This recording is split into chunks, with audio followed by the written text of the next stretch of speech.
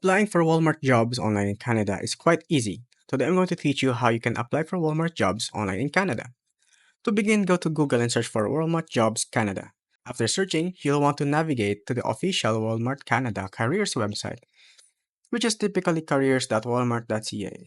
Once on the site, you'll be prompted to enter a keyword for the type of job you're seeking and your location. For instance, if you're looking for a manager position and your location is XYZ, you would enter manager and your location. After initiating the search, you'll see a list of available jobs for manager, along with their locations. Simply select the one most suitable for you and click on it. Then scroll down the job description page until you find the apply option. Click apply, and you'll likely be directed to another page where you'll click apply again. From there, you can proceed with the application manually, or in some cases, you might be able to apply with LinkedIn.